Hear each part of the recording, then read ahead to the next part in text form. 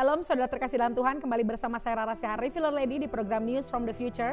Dan bersyukur kita sudah memasuki bulan ke-12 di tahun 2024, kita sudah memasuki bulan Desember. Dan saya percaya kita semua bersemangat, mari kita akhiri 2024 dengan kuat dan kita masuk 2025 dengan ucapan syukur karena kita percaya ada sesuatu yang baru yang Tuhan akan kerjakan buat setiap kita. Namun ada beberapa pesan saudara yang harus kita tangkap dengan iman hari ini, bahwa kita harus berjaga-jaga saudara, kita harus benar-benar berwaspada. Sepanjang bulan Desember ini waktunya kita untuk menuntaskan apa yang belum tuntas. Kita benar-benar berdoa, kita klaim apapun janji Tuhan yang belum terjadi atas hidup kita. Dan percaya untuk kita mengakhiri 2024, kita butuh anugerah, kita butuh perkenanan Tuhan lebih lagi. Saudara, ada 6 poin yang akan saya bagikan hari ini dan mari kita tangkap dengan iman, kita berdoa dan berwaspada. Yang pertama saudara, ada penglihatan bahwa di bulan terakhir ini, di 2024, bahwa kuasa kegelapan, khususnya penyihir-penyihir, mereka sedang berupaya untuk mereka membakar api, yaitu api asing, api kegelapan, di mana api asing itu berusaha untuk membakar setiap anak-anak Tuhan. Sehingga apa? Anak-anak Tuhan kehilangan apinya kepada Tuhan. Saudara, ada 2 jenis api. Yang pertama api dari Tuhan, yang satu lagi api asing. Yang harus membakar diri kita, yang harus bergelora dalam diri kita, yaitu apinya Tuhan. Perbedaannya apa api Tuhan dan api asing? Kalau apinya Tuhan itu akan membawa gairah cinta, membawa harapan, membawa keintiman, membawa semangat. Seperti yang di Kidung Agung saudara bisa baca mengenai keintiman. Tetapi yang berbahaya, api daripada si jahat, yaitu adalah nafsu, angkara, iri hati, benci, kerusuhan, perpecahan. Dan itu terjadi di keluarga-keluarga, di kota-kota, bahkan di bangsa-bangsa. Oleh karena itu hari ini saudara waspada. Api mana yang mau membakar hidup kita? Itu saudara harus pilih. Hari ini dengan iman kita percaya air surgawi, air kehidupan memadamkan semua api asing dalam hidup kita. Kalau hari ini banyak penyihir, dukun-dukun, kuasa-kuasa kegelapan mereka berusaha membakar dengan api asing. Hari ini kita anak-anak Tuhan, kita berdoa, pujian, penyembahan, baca firman. Kita minta Tuhan untuk memadamkan semua api asing yang membuat anak-anak Tuhan kehilangan gairah cintanya. Tapi hari ini banyak-banyak melekat dengan hadirat Tuhan. Sehingga api Tuhan yang membakar kita. Api kekudusannya, api gelora cintanya, api semangatnya itu membakar buat setiap kita. Amin saudara. Dan yang kedua saudara, ada penglihatan bahwa ketika kita berdoa, kita seperti masuk dalam tempel atau kuil dewa-dewi Yunani. Tapi tempel itu, kuil itu terlihat jelek. Dan waktu ketika masuk dalam penglihatan itu, ada kuil yang sudah jelek, yang sudah usang, tapi ada lilin yang menyala. Dan tiba-tiba dalam lilin yang menyala itu ada dewa yang begitu besar yang seperti lalat. Saudara tahu dalam firman Tuhan ada dewa yang dilambangkan dengan lalat, itu Beelzebul saudara. Oleh karena itu saudara, lalat ini cara kerjanya gimana sih? Spirit lalat Beelzebul itu. Lalat itu akan masuk dalam pikiran setiap anak-anak Tuhan. Dia akan membuat suara-suara kebohongan. Dia akan membuat suara intimidasi. Di mana akhirnya anak-anak Tuhan kehilangan imannya. Akhirnya mereka curiga sama Tuhan, curiga dengan keadaan. Dia gak bisa fokus berdoa. Dia gak bisa fokus dengan firman Tuhan karena ada lalat dalam pikirannya. Yaitu spirit apa? Spirit Beelzebul itu. Yang kita lihat di penglihatan itu seperti tempel Yunani. Di mana itu ada lilin. Dan tiba-tiba ada dewa Yunani yang besar yaitu Beelzebul. Oleh karena itu saudara, yang saudara hadapi hari-hari ini adalah spirit yang sedang menguasai pikiran kita. Mungkin ada perkataan-perkataan negatif yang hari ini membuat saudara lemah. Perkataan-perkataan yang membuat iman saudara akhirnya gak bisa bangkit lagi. Tapi Tuhan katakan hari ini minta pengurapan yang baru. Saudara, kalau dalam peternakan, domba-domba itu biasa diberikan minyak supaya lalat itu gak hinggap di kupingnya, bahkan gak masuk ke kupingnya sehingga menyerang otak. Begitu banyak domba atau hewan ternak, banyak kemasukan lalat dari kuping akhirnya menyerang otaknya, akhirnya dia meninggal saudara. Hari ini sama. Untuk kita mengusir lalat dalam pikiran kita, intimidasi, suara negatif, kita harus minta pengurapan yang baru setiap hari saudara. Banyak berendam di hadirat Tuhan. Lawan setiap suara intimidasi di pikiran kita dengan firman Tuhan. Kalau lalat itu, suara intimidasi itu berbicara tentang sakit penyakit, lawan dengan firman Tuhan yang membawa kesembuhan. Kalau lalat itu berbicara tentang perpecahan, lawan dengan firman Tuhan yang membawa damai sejahtera.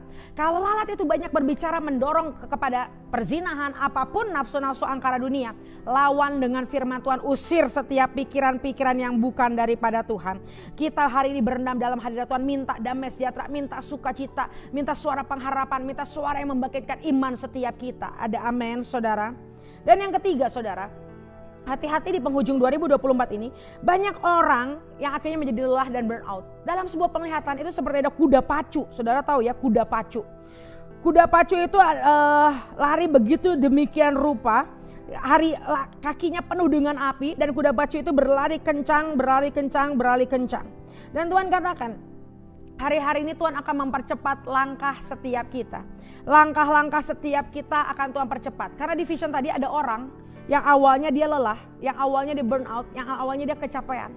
Tapi tiba-tiba ketika dia jalan dia melihat kuda pacu, dia menaiki kuda pacu itu dan akhirnya kuda pacu itu berlari lebih kuat, lebih cepat dari sebelumnya. Tuhan katakan Tuhan sudah memberikan percepatan buat setiap kita. Tuhan dengan anugerahnya dia mendorong setiap kita, semua saudara yang sedang lelah, yang sedang burn out. Saudara akan berlari, akan mengalami percepatan, saudara akan wake up, stand up, saudara akan walk and run sampai akhirnya kita menuntaskan destiny kita dengan kuat. Kalau hari ini sedang lelah, saudara, minta percepatan, minta anugerah Tuhan mendorong kita, menarik kita untuk kita bertanding, berlomba kembali di dalam nama Yesus. Yang keempat, saudara, Tuhan katakan di penghujung 2024 ini seperti zaman Yosua. Ketika sungai mengering, sungai Yordan mengering, di situ tabut Tuhan bergerak. Dan Tuhan katakan the ark is moving. Tabut perjanjian itu sedang bergerak. Tabut hadirat Tuhan itu sedang berjalan. 2025 Tuhan katakan ada hadirat Tuhan yang akan membuat kita menyeberang dari masa lalu yang penuh kesusahan menuju masa depan yang penuh harapan. Hari ini ayo kita follow the ark. Kita bergerak mengikuti tabut perjanjian itu. Jangan kita hanya enjoy dan kelaziman dengan masa lalu.